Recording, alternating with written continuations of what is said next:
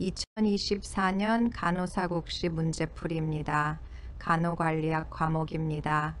1번 문제는 간호의 암흑기에서 현대 간호로 발전하는 데 중요한 계기가 된 사건을 묻습니다. 1836년에 설립된 독일의 카이저스베르트 신교 여집사 간호단은 플로렌스 나이팅게일이 1851년에 간호 교육을 받은 곳으로 유명합니다. 이곳에서의 교육 경험은 나이팅게일에게 큰 영향을 미쳤으며 그녀는 나중에 현대 간호의 모델을 창간하는 데 이 경험을 바탕으로 삼았습니다. 이번 문제는 선교 간호사 쉴츠가 세브란스 병원에서 간호교육을 시작한 일이입니다.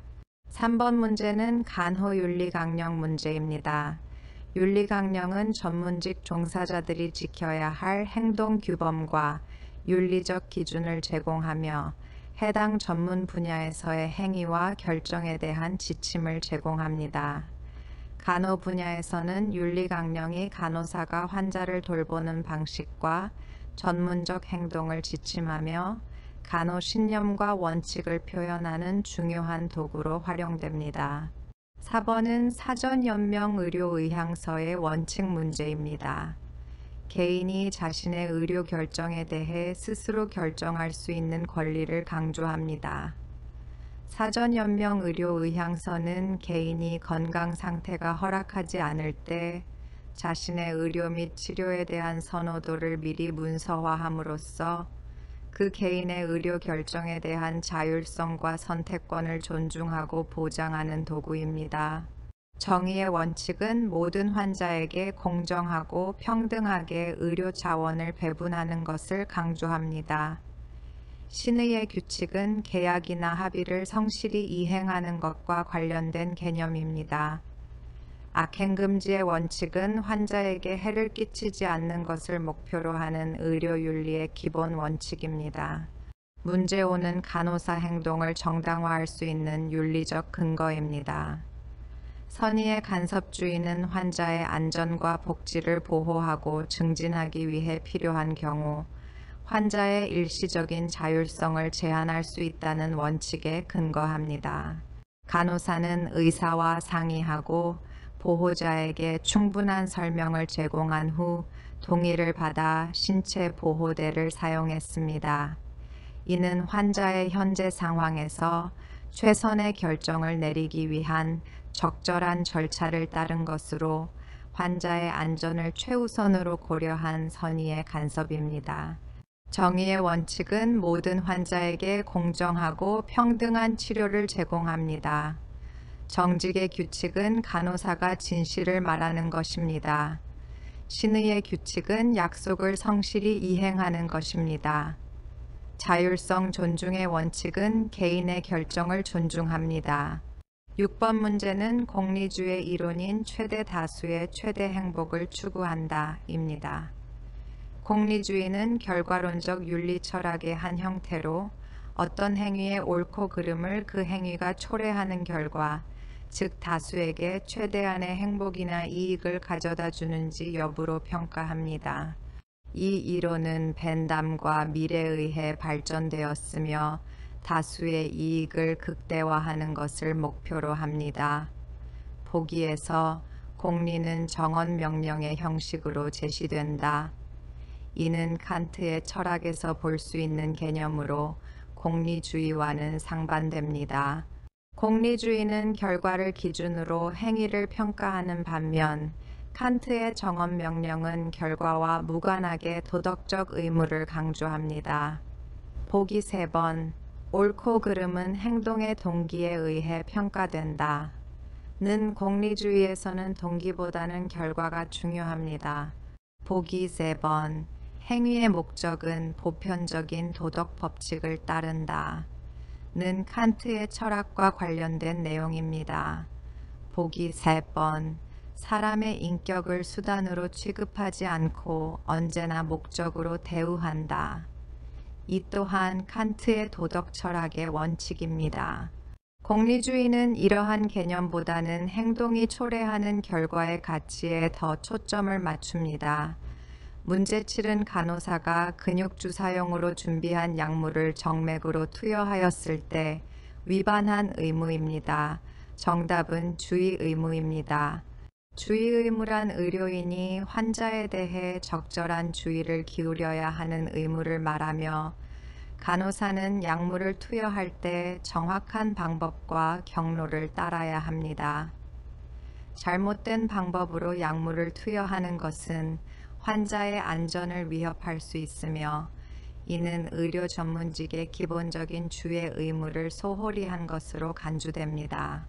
설명 의무는 의료인이 환자에게 의료 상태, 치료 옵션 및 위험 등을 충분히 설명해야 하는 의무입니다. 동의 의무는 환자가 제공받은 정보에 근거하여 자신의 치료에 대해 정보에 입각한 동의를 할 수 있도록 보장하는 의무입니다. 고지 의무는 의료인이 환자에게 진단이나 치료 과정에서 알아야 할 중요한 정보를 제공해야 하는 의무를 말합니다. 비밀 유지 의무는 의료인이 환자의 개인정보와 의료정보를 비밀로 유지해야 하는 의무입니다. 문제 8은 간호관리체계 모형에서 투입 요소를 묻습니다. 인력은 간호 서비스를 실행하는 데 필수적인 요소로 간호팀이 효과적으로 기능할 수 있도록 하는 기본적인 자원입니다. 리더십은 투입 요소라기보다는 프로세스입니다. 동기부여도 프로세스입니다. 간호전달체계는 간호서비스가 어떻게 조직되고 실행되는지에 대한 구조로 프로세스입니다. 스트레스 관리는 간호 인력이 겪는 스트레스를 최소화하기 위한 프로그램이나 접근 방식으로 주로 프로세스나 결과 관리에 초점을 둡니다. 문제 9는 간호 관리 과정의 관리 기능별 활동입니다.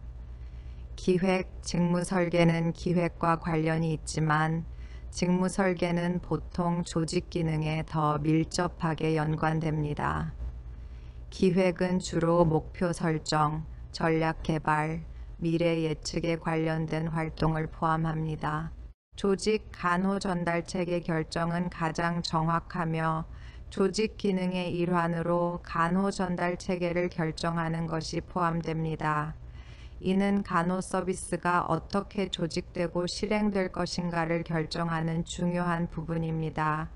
인사, 환자 안전 관리는 인사 기능과 직접적인 관련이 없습니다. 인사 관리는 주로 채용, 교육, 평가, 보상과 관련된 활동을 말합니다. 환자 안전 관리는 일반적으로 품질 관리 또는 운영 관리의 일부로 간주됩니다. 지휘, 계획된 변화 관리는 팀을 이끌고 일상적인 작업을 감독하는 데 초점을 맞춥니다. 계획된 변화 관리는 변화 관리 전략에 더 적합하며 이는 전체적인 관리 전략의 일환으로 볼 수 있습니다. 통제, 경력 개발은 성과 평가, 목표 달성 여부 검토, 조직 내 기준의 준수를 확인하는 활동에 더 초점을 맞춥니다.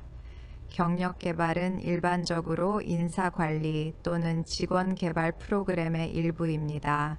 문제 10은 최고 간호 관리자는 조직이 나아갈 방향을 정하기 위하여 조직의 목적, 사명, 철학과 조직의 내외적 환경을 검토하고 있다면 이러한 기획의 유형은 전략기획입니다.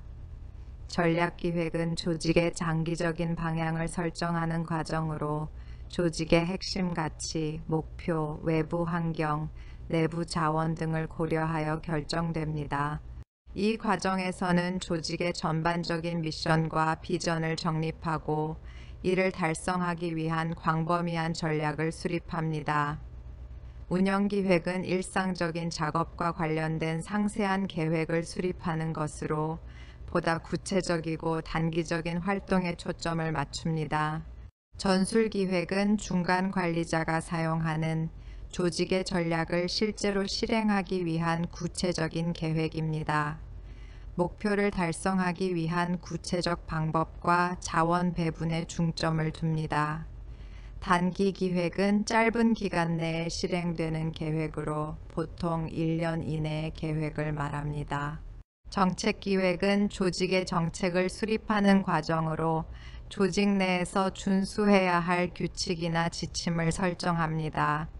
문제 11은 기획은 일반적이고 추상성이 높은 것부터 시작하여 구체화 과정을 통해 연차적으로 기획을 파생시킨다고 할 때 이와 관련된 기획의 원칙은 계층화 원칙입니다.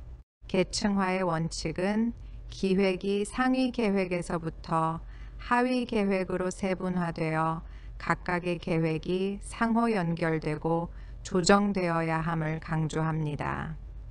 이 원칙은 전략적 기획에서부터 전술적 그리고 운영적 기획으로 이어지는 연차적 계획 수립 과정을 지원합니다. 간결성의 원칙은 계획이 명확하고 이해하기 쉽도록 간결해야 한다는 원칙입니다.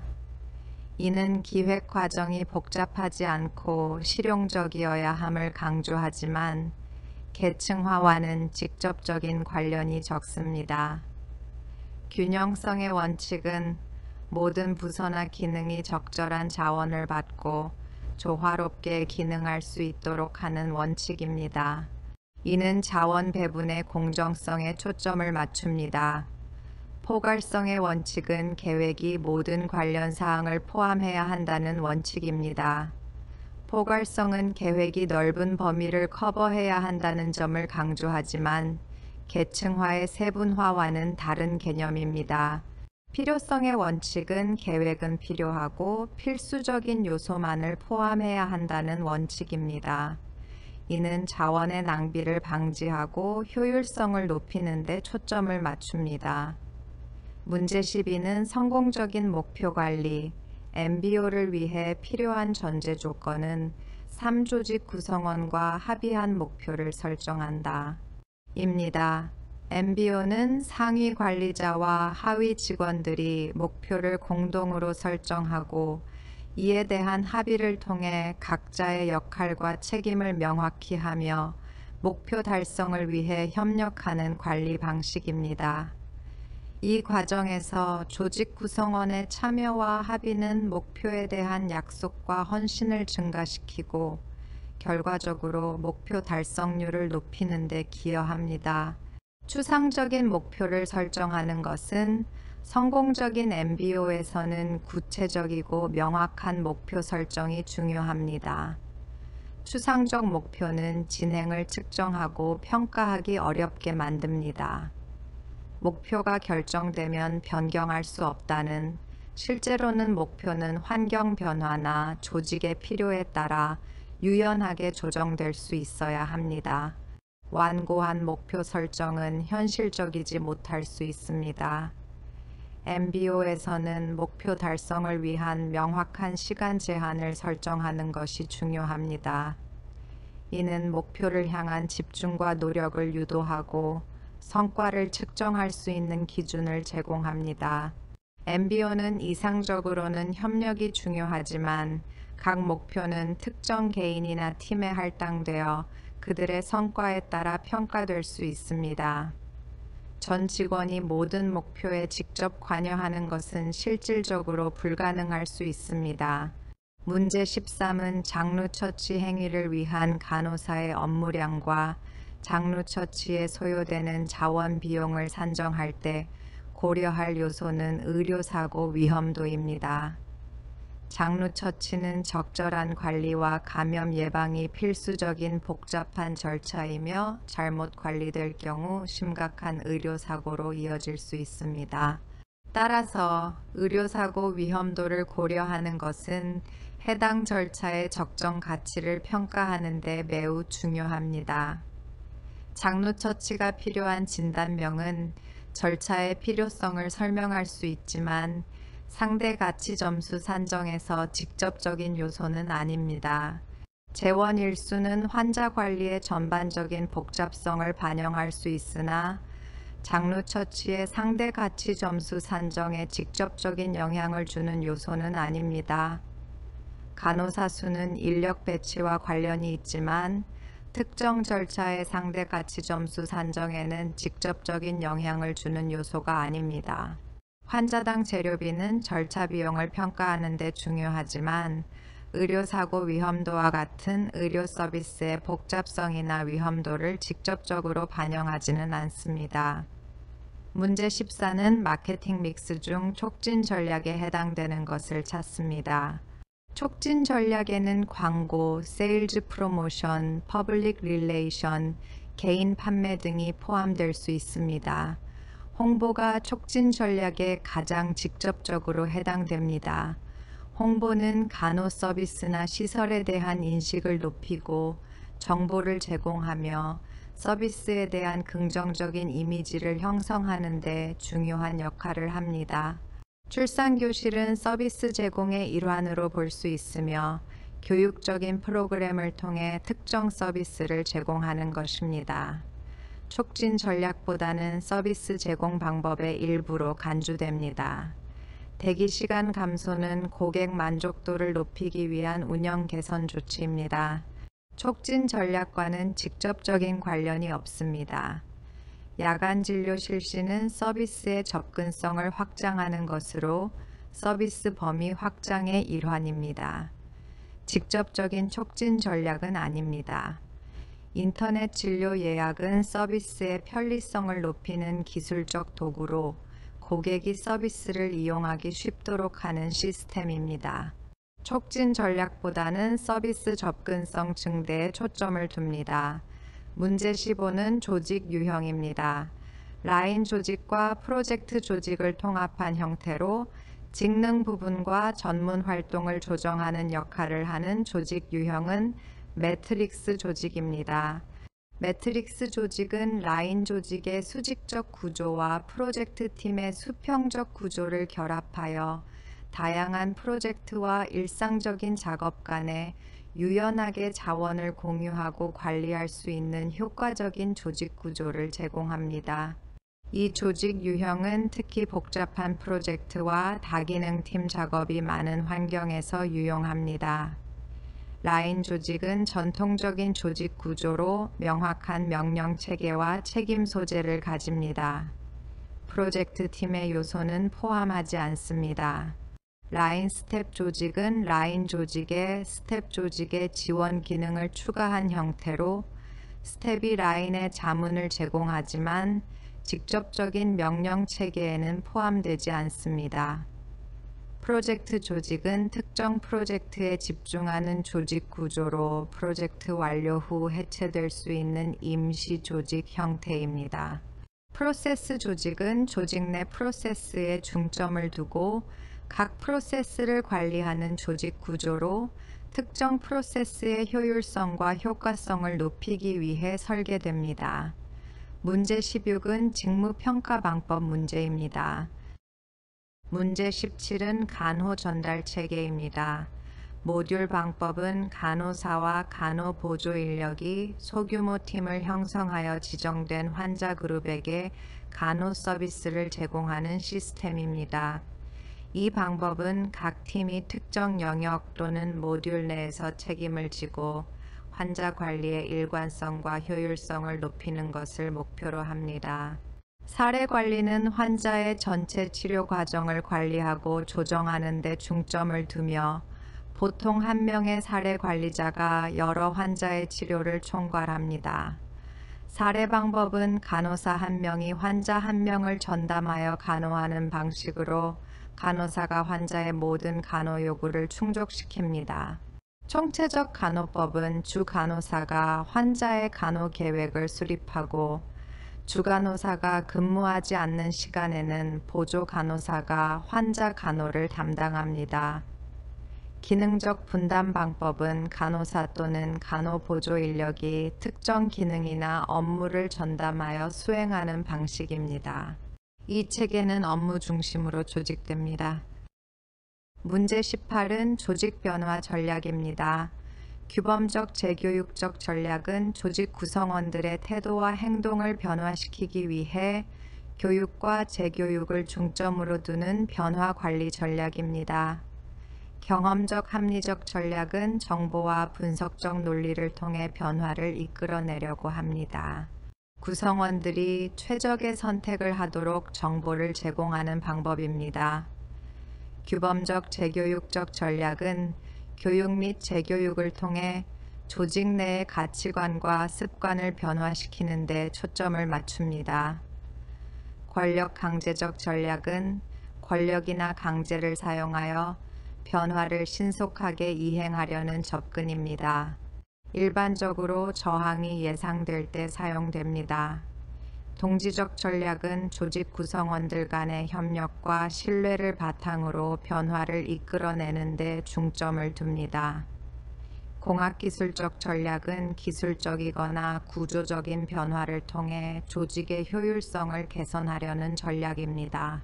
문제 19는 간호사수 산정 방법입니다. 문제 20은 직무수행평가의 오류 유형입니다. 규칙적 오류는 평가자가 일관적이고 반복적으로 특정 방향으로 평가 경향을 보이는 것을 말합니다. 이 경우 수간호사는 항상 높은 점수를 주는 경향이 있어 실제 평가보다 더 좋거나 나쁜 성과를 갖고 있음에도 불구하고 모든 간호사의 평가 점수가 비슷하게 높게 나타나는 오류를 일으키고 있습니다. 후광 효과는 평가자가 한 가지 긍정적 특성 때문에 다른 모든 특성을 긍정적으로 평가하는 경향을 말합니다. 이와는 다르게 수간호사는 일관적으로 모든 평가를 높게 하는 것으로 특정 특성에 대한 영향보다는 일반적인 평가 경향이 문제입니다. 근접 오류는 평가 점수가 직전 평가와 유사하게 나오는 경향을 말합니다. 현재 사례와는 직접적인 연관이 없습니다. 논리적 오류는 평가자가 평가 항목 간의 논리적 관계를 잘못 추론하여 평가하는 오류를 의미합니다. 이 경우 평가 점수의 일관성이 문제이지 평가 항목 간의 논리적 관계가 아닙니다.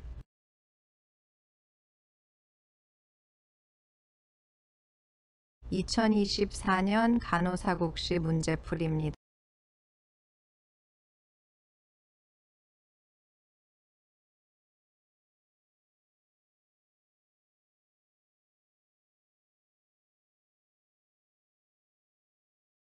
문제 21은 내적 보상에 해당되는 것을 찾는 문제입니다. 내적 보상은 근로자가 직무 수행을 통해 얻는 심리적 만족감이나 성취감과 같은 비물질적 보상을 의미합니다. 이러한 보상은 외적 보상, 즉 재정적 보상이나 물질적 혜택과는 달리 개인의 내부적 욕구를 충족시키는 데 초점을 맞춥니다. 선택지 중에서 내적 보상에 가장 가까운 것은 탄력적 근무시간 제도입니다. 이 제도는 직원이 자신의 개인적인 시간을 좀 더 유연하게 관리할 수 있게 하여 일과 생활의 균형을 달성하는 데 도움을 줍니다.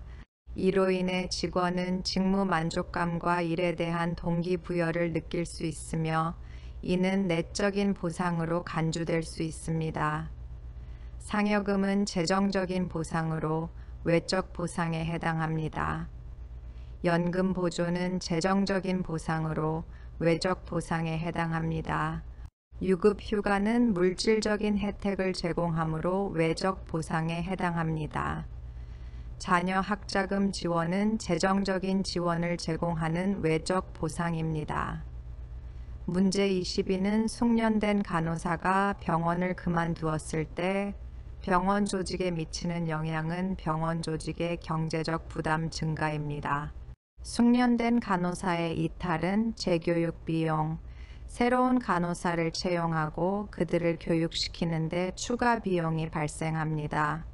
숙련된 간호사를 대체하기 위해 채용 과정을 거쳐야 하며 이 과정에서 발생하는 광고 비용, 인터뷰 시간, 인사부서의 노력 등이 추가 비용을 요구합니다. 숙련된 간호사의 이탈로 인해 해당 간호사가 담당하던 업무에 일시적 중단이나 지연이 발생할 수 있으며 이는 환자 치료에 영향을 미칠 수 있습니다. 경험 많은 간호사의 부재는 간호 품질에 영향을 줄 수 있으며 이로 인해 환자 만족도가 저하되고 장기적으로는 병원의 평판과 수익성에도 영향을 미칠 수 있습니다. 문제 23은 블레이크와 무톤의 리더십 관리 격자 이론에 의하면 조직의 공동 목표와 상호 의존 관계를 강조하고 상호 신뢰 관계에서 간호사들의 몰입을 통해 과업을 달성하게 하는 간호관리자의 리더십 유형은 팀형입니다. 팀형 리더십은 사람과 과업 모두에 높은 관심을 가지는 것으로 특징 지어집니다. 팀형 리더십은 조직의 공동 목표 달성을 위해 상호 의존성을 강조하고 간호사들이 과업에 몰입할 수 있도록 상호 신뢰 관계를 구축하는 데 중점을 둡니다. 과일형은 과업을 중시하지만 사람에 대한 관심은 낮습니다. 효율성을 최대화하려는 관리자에 의해 사용됩니다. 인기형은 사람에 대한 관심은 높으나 과업에 대한 관심은 낮습니다. 작업 환경을 쾌적하게 유지하는 데 중점을 둡니다. 타협형은 사람과 과업에 대해 중간 정도의 관심을 보입니다. 조화와 균형을 추구합니다. 무관심형은 과업과 사람 양쪽 모두에 낮은 관심을 보이는 것이 특징입니다. 리더십의 부재와 같은 형태를 나타냅니다. 문제 24는 허즈버그의 이요인 이론 중 동기요인에 해당하는 것을 묻는 문제입니다. 허즈버그의 이요인 이론에서는 직무 만족과 관련하여 동기요인과 위생요인이 있습니다. 동기요인은 직원들이 직무에서 만족을 얻을 수 있게 하는 요소로 이 요인들이 잘 충족될 때 직원의 동기가 부여되고 직무 만족도가 향상됩니다. 반면 위생 요인은 직무 불만족을 방지하는 요소로 이들이 부족할 경우 직무 불만족이 발생하지만 충분하다고 해서 직무 만족도가 반드시 높아지지는 않습니다. 허즈버그의 이론에 따르면 성취감, 인정, 직무의 중요성, 책임감, 성장과 발전의 기회 등이 동기 요인에 속하며 이러한 요인들은 근로자가 자신의 업무에 만족하고 더욱 열심히 일하도록 동기를 부여합니다. 봉급은 위생 요인에 속합니다. 봉급은 직원의 기본적인 필요를 충족시키는 요소로서 부족하면 불만족을 야기할 수 있지만 충분하다고 해서 반드시 만족을 보장하지는 않습니다. 작업 조건은 위생 요인입니다. 안전하고 쾌적한 작업 환경은 불만족을 방지할 수 있으나 직무 만족을 직접적으로 증가시키지는 않습니다. 동료 관계는 위생 요인입니다.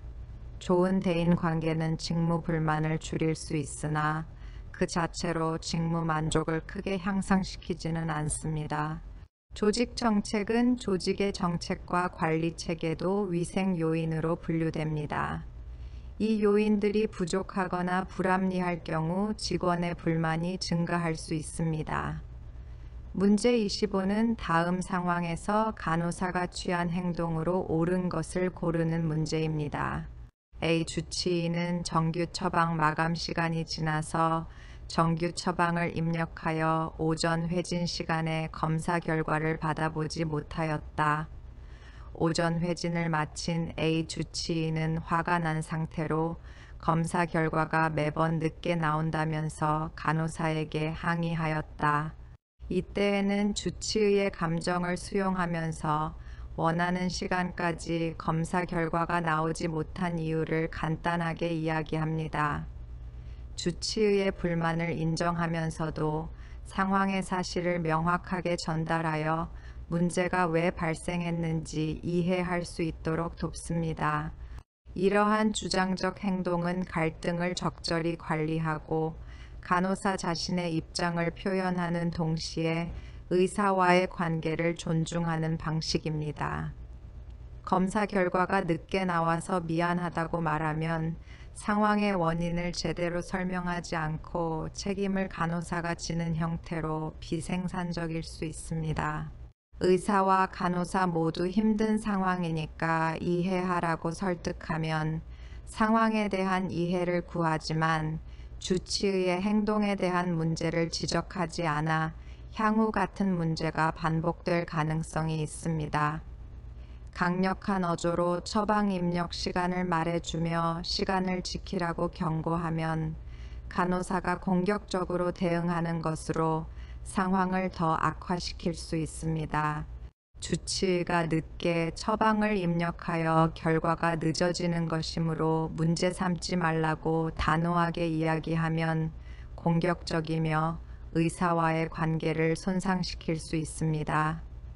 문제 26은 병원의 환자중심 외래센터 설립추진팀 팀장인 A 간호관리자는 팀원들 간의 의견 차이로 팀 내 업무 조정이 어려운 상황이다.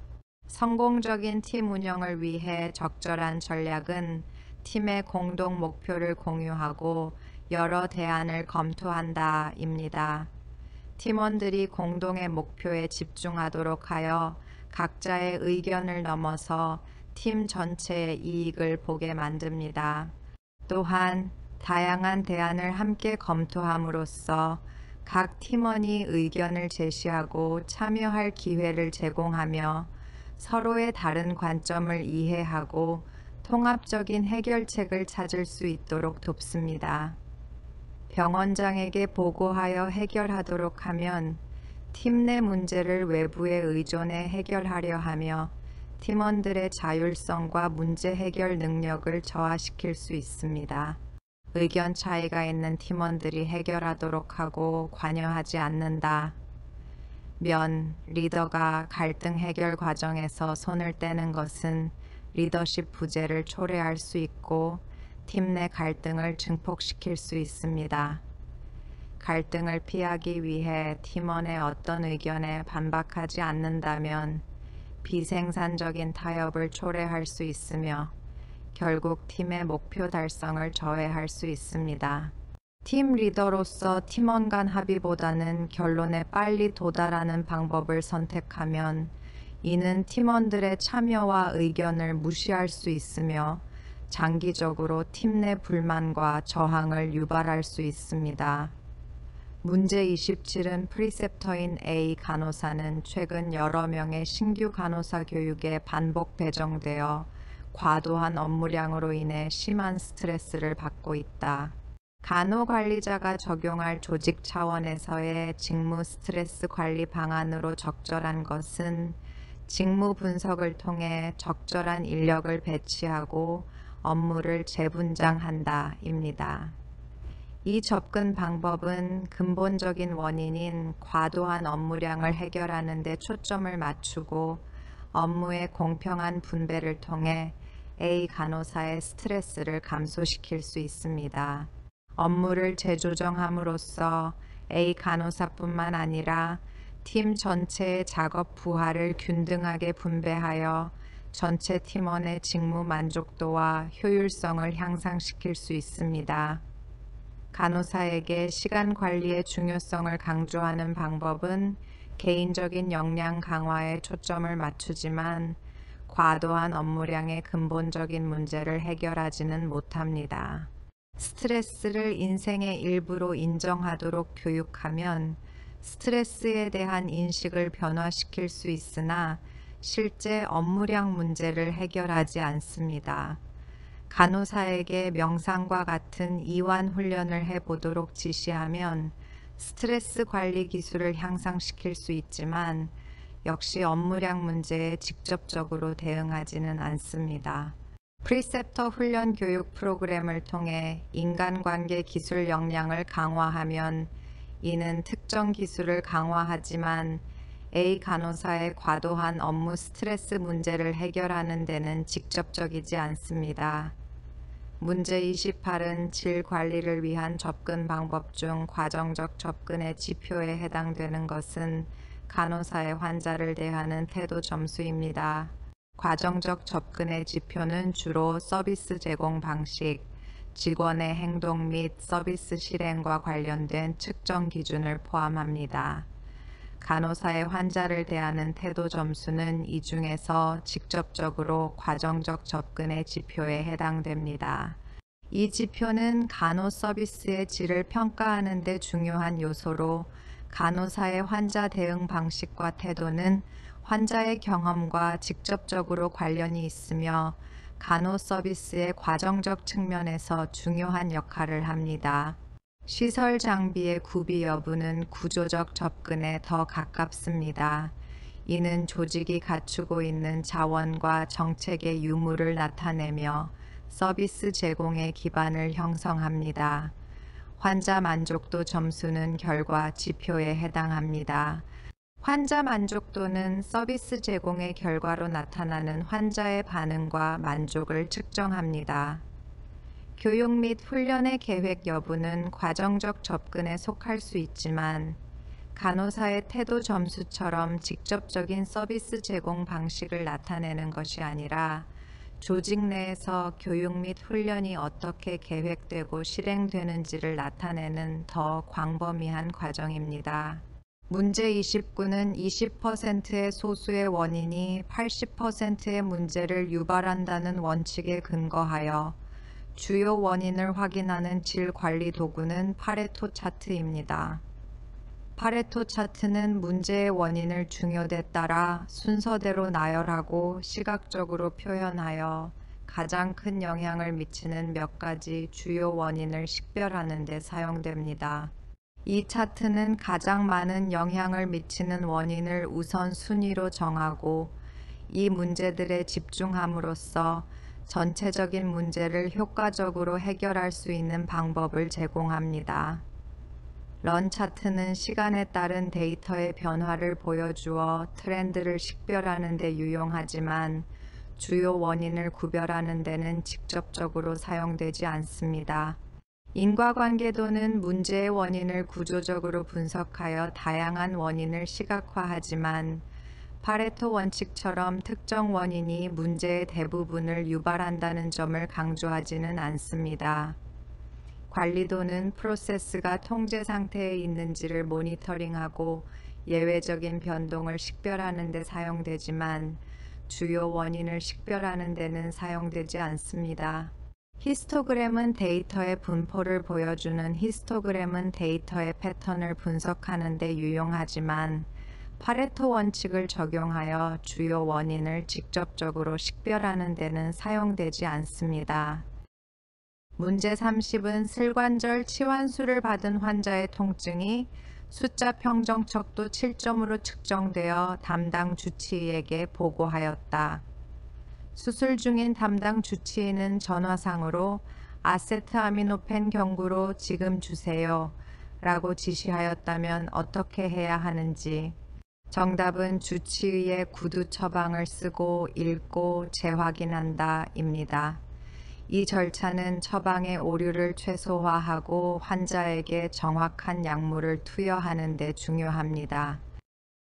41번 문제는 환자안전법입니다. 의료기관이 환자안전사고가 발생했을 때 이를 자발적으로 보고하면 해당 기관이나 개인에 대한 일부 법적 처벌을 감경하거나 면제함으로써 자율적인 사고 보고를 장려하는 목적을 가지고 있습니다. 이러한 정책은 사고의 재발을 방지하고 환자 안전을 향상시키기 위한 조치로 의료기관에 더 개방적이고 투명한 사고 보고 문화를 조성하기 위한 것입니다. 환자와 환자의 보호자는 법적 책무는 없지만 환자 안전에 참여할 수 있는 권리와 기회는 제공받을 수 있습니다. 자율보고를 한 보고자의 정보를 보건복지부 장관이 공개하는 것은 법률에 위배됩니다. 보고된 정보는 보건의료기관 외에는 공개되어서는 안 되며 보고자의 신원 보호가 중요합니다. 모든 의료기관에 환자안전 전담 인력을 두도록 규정하는 것은 현재 환자안전법에 명시적으로 규정된 내용이 아닙니다. 큰 병원에는 이러한 규정이 적용될 수 있으나 의원급 의료기관까지 적용되는지는 구체적인 규정을 확인해야 합니다. 환자 안전사고의 정의는 보건의료 서비스 제공 과정에서 발생한 사고로 한정되며 제공 이전 과정까지 포함한다는 표현은 정확하지 않습니다.